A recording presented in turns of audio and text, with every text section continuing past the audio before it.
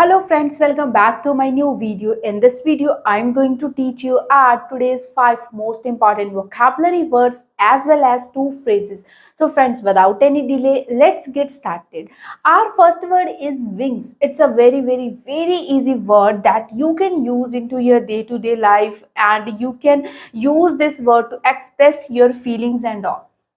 It means part of a bird's body that are used for flying. यानी कि जो bird होता है, जो पक्षी होता है, उसकी बॉडी का एक पार्ट जिसकी मदद से वह उड़ सकता है.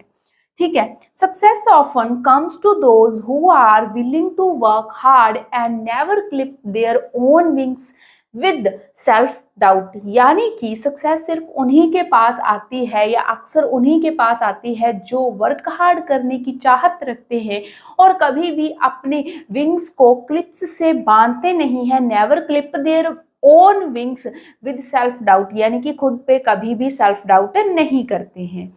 Our second word is amateur. What it means? It means that beginner, यानी कि जो बंदा किसी चीज को शुरू कर रहा हो या अभी अभी बिगिनर हो उस चीज में, ठीक है, नया हो, उसको बोलते हैं amateur. I'm an amateur cook, but I love experimenting with new recipes. यानी कि मैं एक बिगिनर, एक नया कुक हूँ, बट फिर भी मुझे नई नई रेसिपीज के साथ एक्सपेरिमेंट करने में काफी मजा आता है. Our third word is vanish. What it means? It means that to disappear suddenly, यानी कि अचानक से गायब हो जाना. The stress of the day can vanish with a warm cup of tea and a good book. और ये सच है, जो हमारा स्ट्रेस होता है, पूरे दिन का स्ट्रेस किस चीज़ से वैनिश हो जाता है, किस चीज़ से ख़त्म हो जाता है? Warm cup of T and a good book, यानी कि गर्म चाय के कप से और एक अच्छी बुक से हमारा पूरे दिन का स्ट्रेस रिलीज हो जाता है. Our fourth word is alteration. What it means? It means that the act of changing something. ठीक है, किसी चीज को चेंज कर देना, अल्टर कर देना. ठीक है, उसमें जो नेसेसरी चेंजेस हैं वो करना. The dress needs a minor alteration to fit perfectly. यानी कि इस ड्रेस को फिट होने के लिए थोड़े थोड़े जो छोटे छोटे चेंजेस हैं, यानी कि माइनर अल्ट्रेशन है, उसकी ज़रूरत है, फिर ही ये मेरे पूरी परफेक्टली फिट आ सकेगी. ठीक है. और fifth word is concise. What it means? It means that brief, यानी कि संक्षेप में.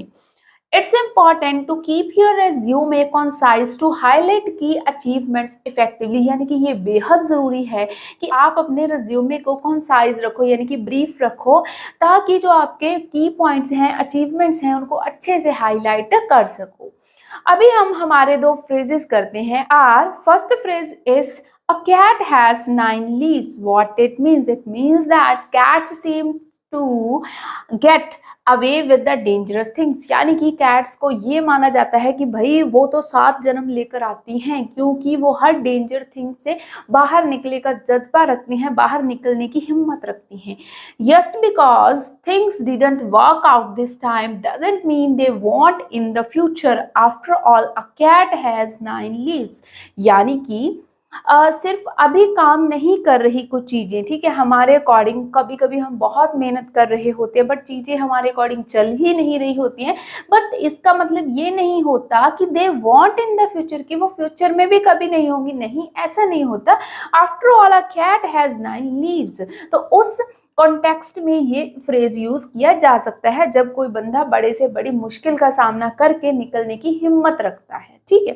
और second phrase is a cat in gloves catches no mice. यानी कि जब कैट ने ग्लव्स पहने हों तो वो किसी भी तरीके के चूहे को पकड़ नहीं सकती.